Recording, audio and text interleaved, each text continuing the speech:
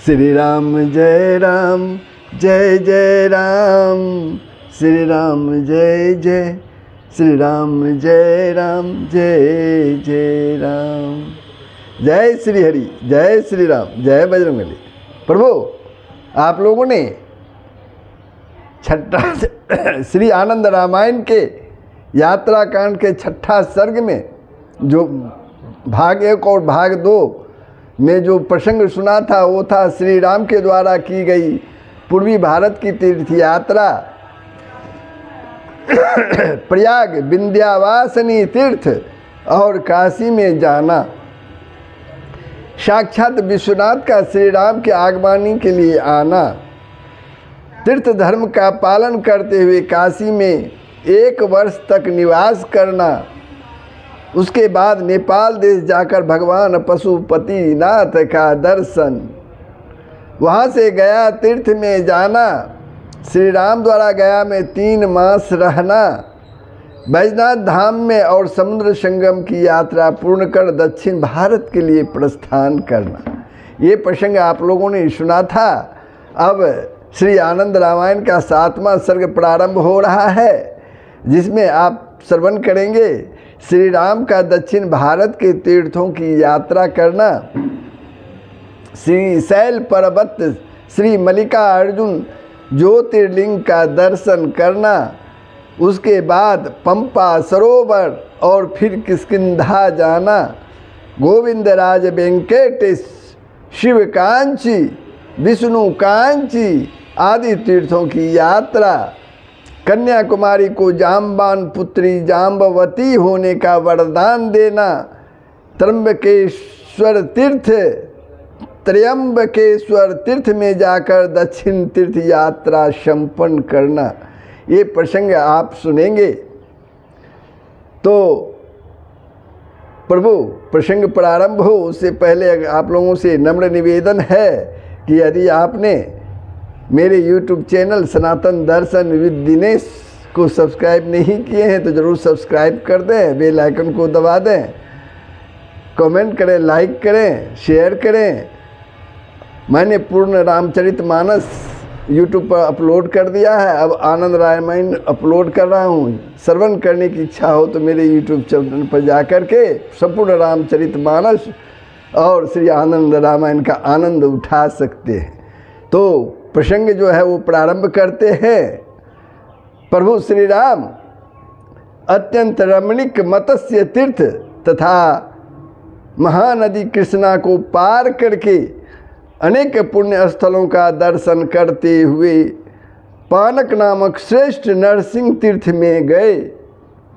अब दक्षिण भारत की यात्रा करते हैं, दक्षिण की दिशा की ओर यात्रा कर रहे हैं प्रभु। वहाँ उन्होंने कृष्णा तथा समुद्र के पवित्र संगम में स्नान किया और विविध प्रकार के दान दिए। उसके बाद वे विविध रमणीय स्थलों की शोभा को देखते हुए श्री शैल पर्वत पर पहुँचे। वहाँ उन्होंने नीलगंगा नदी में स्नान करके श्री मल्लिकार्जुन ज्योतिर्लिंग का दर्शन किया। वहाँ पर कृष्णा नदी ही नीलगंगा नाम से विख्यात है। उन्होंने वहाँ उस श्री शैल शिखर का दर्शन किया, जिसके दर्शन कर लेने मात्र से ही फिर जन्म लेना नहीं पड़ता। उस शिखरेश्वर के शिखर से निकले हुए जल से बने हुए ब्रह्म कुंड में उन्होंने स्नान किया। उसके बाद भीम कुंड, निर्वती संगम, तुंगभद्रा संगम और महानदी सरोवर तथा भवनासिनी में भली भांति अवगाहन करके उन्होंने अहिबल का दर्शन किया। तदंतर नरसिंह को प्रणाम करके तथा स्तंभ प्रदक्षिणा करके वे नरसिंह को स्तंभ प्रदक्षिणा करके वे पुष्पगिरी पर गए और वहाँ उन्होंने पिनाकिनी नदी में स्नान किया। तदंतर वे अनेक पुण्य स्थानों तथा वहाँ प्रतिष्ठित देवों का दर्शन करते हुए पंपा सरोवर गए। वहाँ से किष्किंधा में गए। वहाँ वनराज सुग्रीव आदि ने उनका भली भांति पूजन और सत्कार किया। तदंतर यानी उसके बाद वे सुग्रीव आदि वानरों को भी पुष्पक विमान में बिठाकर आकाश मार्ग से प्रवसन गिरी पर पहुँचे। वहाँ पहुँचकर उन्होंने अत्यंत कौतूहल के साथ सीता को हंसते हुए वह रमणीय गुफा दिखाई जहाँ उन्होंने वनवास के समय कुछ समय निवास किया था। फिर वे भीमकुंड में स्नान करके कार्तिकेय स्वामी के दर्शन करने के लिए गए। वहाँ उन्होंने अगस्त्य कुंड में स्नान करके अनेक तीर्थों का दर्शन किया और फिर कनकगिरी में प्रतिष्ठित भगवान शंकर की पूजा की। फिर वीरभद्र का दर्शन करने के अनंतर पृथ्वी पर विराजमान अद्रिवैकंठ का दर्शन कर उन्होंने प्रणाम किया। उसके बाद तृप्ति पत्तन में स्थित गोविंद राज के दर्शन किए। उसके बाद कपिल धारा में स्नान किया और तीर्थ श्राद्ध की विधि से श्राद्ध संपन्न किया। तदंतर श्री राम शेषाचल पर चले गए, शेषाचल पर गए और वहाँ पुष्करणी के पवित्र जल में स्नान करने के बाद उन्होंने वेंकटेश्वर भगवान की पूजा की और वहाँ के 5 प्रसिद्ध तीर्थों की यात्रा यानी पंच तीर्थी संपन्न की। उसके बाद उन्होंने श्री कालहस्तीश्वर का दर्शन पूजन किया और भगवान शिव तथा विष्णु को प्रिय शिव कांची एवं विष्णु कांचीपुरी में गए। वहाँ एकाम्बरेश्वर की पूजा करके उन्होंने वहाँ के समस्त तीर्थों में स्नान किया। कामाक्षी तथा अंबिका देवी को प्रणाम करके श्री राम ने वेगमती नदी के पवित्र जल में स्नान किया। वरदराज का दर्शन पूजन करने के बाद वे पक्षी तीर्थ में गए। वहाँ पूषा तथा विद्यार्थे नामक 2 पक्षियों की पूजा करके वे देवी सीता के साथ विमान में बैठकर शीघ्र ही क्षीर नदी के तट पर गए और वहाँ स्नान करने के बाद भगवान त्रिविक्रम को प्रणाम करके वे अरुणाचल में गए। उसके स्मरण मात्र करने से मुक्ति प्राप्त होती है। उस अरुणाचल को प्रणाम करने के बाद वे मणिमुक्ता नामक नदी के तीर पर स्थित वृद्धाचल में गए। वहाँ वृद्धाचलेश्वर की पूजा करके वे बटपाल की ओर चले। वहाँ बटपालेश्वर की पूजा करके वे श्री मुष्टि तीर्थ में गए। वहाँ जगदीश्वर जगवराह की पूजा करने के बाद वे उस चिदम्बरेश्वर तीर्थ में गए जिसके दर्शन मात्र से मुक्ति प्राप्त होती है। वहाँ पर एक शिला में शेष के द्वारा निर्मित तांडवाकृति का दर्शन किया। तदंतर कावेरी नदी को पार करके वे सिंह क्षेत्र में गए। वहाँ ब्रह्मपुरेश्वर तथा बैजनाथ भगवान शिव को प्रणाम करने के बाद वे श्वेतारण्य में गए। वहाँ उन्होंने शंखमुखी नदी में स्नान किया और छाया वन का दर्शन किया। फिर वे गौरी मयूर तीर्थ में गए। तदंतर वेदारण्य में जाकर उन्होंने मध्यार्जुन भगवान शिव का दर्शन किया। वहाँ से वृद्ध कावेरी नदी के पास गए और उसमें उन्होंने स्नान किया और कुंभकोण का दर्शन किया। तदंतर श्रीनिवास का दर्शन किया। फिर उन्होंने श्रेष्ठ वृंदावन के लिए प्रस्थान किया। तत्पश्चात सारनाथ का दर्शन करके श्री वत्स का उन्होंने दर्शन किया। प्रयाग माधव को प्रणाम करके वे आम्रशीरस नामक स्थान में गए। वहाँ भित्ति में आकाश के समान नीली आभा वाली कमलालय का दर्शन किया। वहाँ त्यागेश्वर की पूजा अर्चना करने के बाद वे गया तीर्थ में गए और वहाँ स्नान किया। उसके बाद वे दक्षिण द्वार का तीर्थ में गए और वहाँ उन्होंने गोविंद देव का दर्शन पूजन किया। फिर जयपाल नामक नगर में जाकर अभयदेश्वर और स्वयं के द्वारा पहले से वहाँ प्रतिष्ठित विघ्नेश्वर का दर्शन किया। तत्पश्चात वे नव पाषाण सरोवर में स्नान करने के बाद देवी के पूर में गए।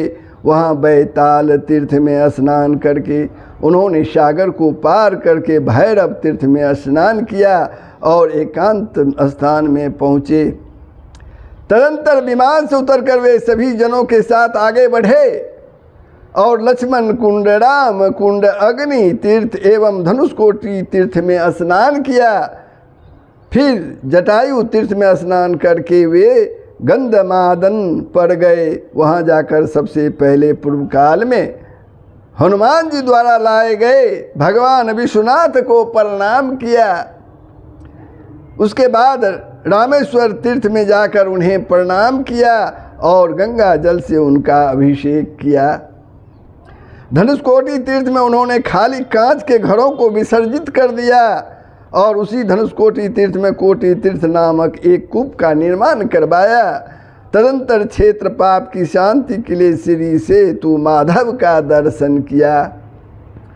वहाँ विविध प्रकार के दानादि सत्कर्मों को संपादित करते हुए उन्होंने वहाँ 1 मास का समय व्यतीत किया। वहाँ पर वाहन में आरूढ़ देवताओं का महोत्सव भी संपन्न किया। पुनः क्षेत्र पाप के प्रशमनार्थ उन्होंने कोटि तीर्थ में अवगाहन किया। वहाँ द्वापर पर स्थित गणनाथ को प्रणाम करके विमान द्वारा आकाश मार्ग से समुद्र को पार करके वे दर्भशयन नामक तीर्थ में गए।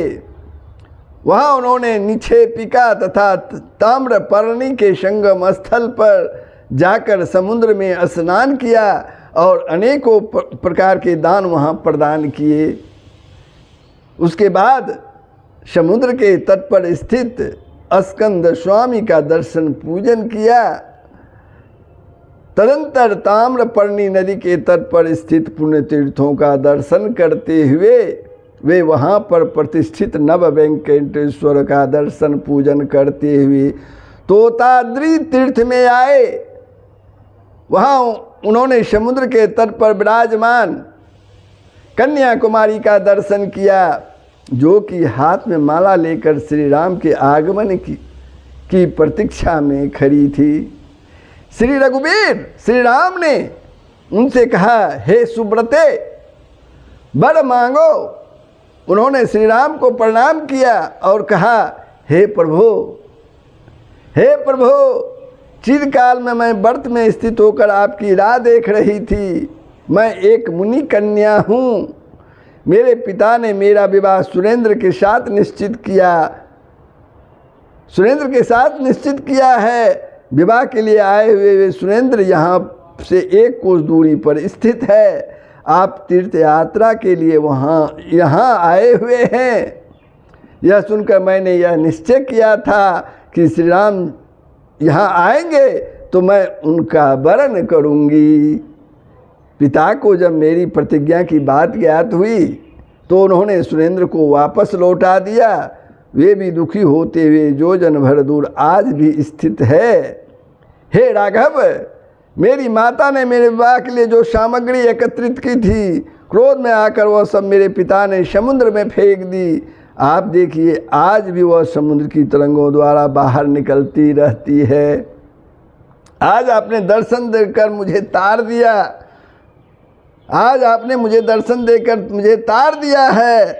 आप कृपा करके मुझे अपनी दासी बना लीजिए। उस कन्याकुमारी के अभिप्राय को समझकर श्री रघुनंदन नंदन उनसे बोले, हे कुमारी के, इस जन्म में मेरा एक पत्नी व्रत अटल है। आगे जब मैं कृष्णावतार धारण करूँगा तब तुम मुझे अवश्य प्राप्त करोगी। इसमें कोई संशय नहीं है। श्री राम का इस प्रकार का वचन सुनकर वह कुमारिका जब तक श्री राम इस धराधाम में रहे तब तक वह संयम, यम, नियमों तथा व्रतों का भली भांति पालन करते हुए जीवन धारण करती रही। अंत में अपनी तपस्या के बल से देह का परित्याग कर वह दूसरे जन्म में जाम्बान की पुत्री के रूप में जाम्बती नाम से भगवान श्री कृष्ण की पत्नी बनी। तदंतर श्री राम समुद्र के तट से सुरेंद्र के समीप गए। वहाँ उन्होंने पयोसनी नदी में स्नान किया और फिर वे ताम्रपर्णी नदी के तट पर स्थित आदंत तीर्थ पर गए। वहाँ उन्होंने शेषनाग के पृष्ठ पर शयन करने वाले तथा लक्ष्मी एवं गरुड़ से सेवित भगवान विष्णु का दर्शन किया। वहाँ पर ताम्रपर्णी पश्चिम की ओर प्रभावित होती है। फिर वे अनंत शयन नामक तीर्थ में गए और उन्होंने पद्म तीर्थ में स्नान किया। तदंतर शंख तीर्थ में जाकर भगवान श्री राम ने सीता के साथ मत्स्य नदी में अवगाहन किया। तदंतर वे विमान से धर्माधर्म नामक सरोवर गए। वहाँ स्नान करके पश्चिम समुद्र तट पर स्थित जनार्दन तीर्थ में गए और अमावस्या तथा पूर्णिमा को गंगा तथा समुद्र के जल में स्नान करके भगवान जनार्दन की पूजा की। उसके बाद उन्होंने क्रमशः घृतमाला, कीर्तमाला तथा सिंधु नदी में स्नान किया। तदंतर वे ताम्रपर्णी नदी के तट पर विराजमान गजेंद्र मोक्ष नामक तीर्थ में गए। उन्होंने ताम्रपर्णी नदी के उद्गम स्थल पर स्नान किया और फिर वे मैराल नामक तीर्थ में गए। उसके बाद रघुनंदन श्री राम चंद्र कुमार नाम से प्रसिद्ध पर्वत पर गए। तदंतर वे विमान में आरूढ़ हुए और दक्षिण काशी गए।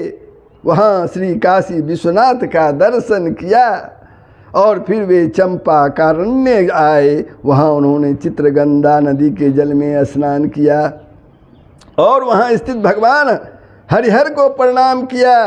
तदंतर श्री राम ने विमान द्वारा मधुपुरी में प्रवेश किया। वहाँ वेगमती नदी जल में स्नान किया और सौंदर्येश्वर को प्रणाम करके उन्होंने अंबिका मीनाक्षी का दर्शन किया। तदंतर दरवीर पर्वत पर स्थित वेंकटेश्वर का दर्शन करके वे कावेरी के मध्य में निवास करने वाले श्री रंग शयन के दर्शन के लिए गए। उन्होंने मात्र भूतेश्वर, जम्बुकेश्वर और रंगनाथन का दर्शन किया। तदंतर वे अविनाशी तीर्थ में गए। श्री रंगपत्तन तीर्थ में जाकर उन्होंने हेमवती नदी के पवित्र जल में स्नान किया। फिर शालग्राम को प्रणाम करके वे रामनाथपुर तीर्थ में गए। वहाँ कुमार धराती तीर्थ में स्नान करके उन्होंने सुब्रह्मण्य का दर्शन पूजन किया। फिर वे उड्डीपी तीर्थ में गए। वहाँ श्री कृष्ण का दर्शन करके उन्होंने श्रृंगाश्रम की ओर प्रस्थान किया। वहाँ तुंगा नदी के तट पर स्थित श्रृंगगिरी में विराजमान शारदा देवी का दर्शन किया और फिर वे कुंभकाशी में गए और वहाँ से कोटीश्वर में जाकर भगवान शिव का दर्शन किया। वहाँ जाकर क्रमशः मुकाम्बिका का देवी, मुंडेश्वर शिव, गुणवंतेश्वर, धारेश्वर, गौड़ेश्वर, सर्गेश्वर शिव का उन्होंने दर्शन पूजन किया। तदंतर वे गोकर्णी तीर्थ में गए। वहाँ महाबालेश्वर को प्रणाम किया। उसके बाद हरिहरेश्वर होते हुए उन्होंने अनेक तीर्थों का दर्शन किया और फिर महेंद्रगिरी पर स्थित जामदग्नेश्वर को प्रणाम करके भीमेश्वर में गए। उन्होंने धौम तथा महाबल को प्रणाम किया। फिर वे कोल्हापुर गए। उसके बाद करवीरपुर तीर्थ में जाकर कृष्णा तथा बेनी नदी के पवित्र संगम पर स्नान किया। फिर वे विमान में आरूढ़ होकर गदा लक्ष्मीश्वर के दर्शन के लिए गए। वहाँ घटप्रभा नदी में स्नान कर वहाँ के पवित्र स्थलों का दर्शन करते हुए उन्होंने वहाँ स्थित महादेव का दर्शन किया और वे मल्लारीश्वर के दर्शन के लिए गए। वहाँ उन्होंने कारा नदी के तट पर स्थित भगवान वक्रतुंड का दर्शन किया और फिर नीरा नदी के पावन जल में स्नान करके उन्होंने नरसिंह भगवान की पूजा की। उसके बाद पांडुरंग को प्रणाम किया। फिर चंद्रप्रभा नदी में अवगाहन करके वे भीम संगम पर पहुँचे। तदंतर वे चंदल्ला में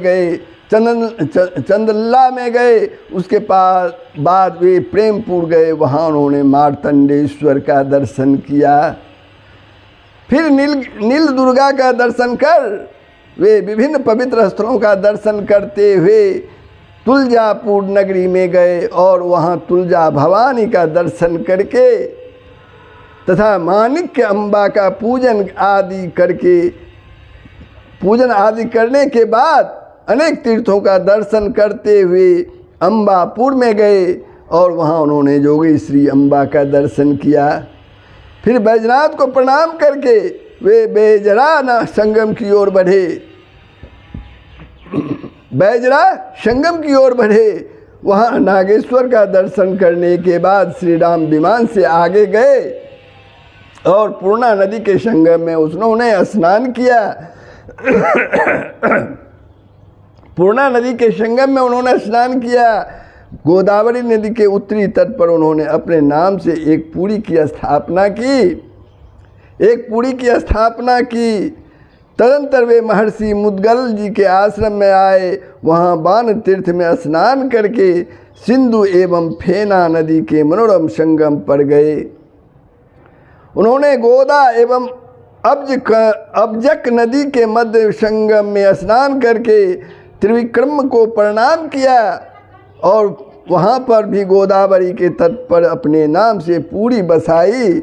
फिर उन्होंने देवी अंबिका को नमस्कार करके देवी चंडिका का भली भांति पूजा अर्चन किया। फिर उन्होंने आत्म तीर्थ में स्नान करके विज्ञानेश्वर देव को प्रणाम किया और महालक्ष्मी देवी का दर्शन करके वे बड़वा संगम पर पहुंच गए। फिर प्रतिष्ठानपुर का दर्शन करके उन्होंने वृद्धोल संगम में स्नान किया। तदंतर शिवनंदा संगम में स्नान करके उन्होंने भगवान नरसिंह का पूजन किया। वहाँ अपने नाम से प्रसिद्ध राम तीर्थ का दर्शन कर वे परवरा संगम की ओर चले दिए। वहाँ सिद्धेश्वर को प्रणाम करके निवासपुर गए। तदंतर नुपुर नामक नगर में गए। फिर विभिन्न स्थलों की शोभा का दर्शन करते हुए गोदावरी नदी के तट पर स्थित पुण्य स्तंभ में गए।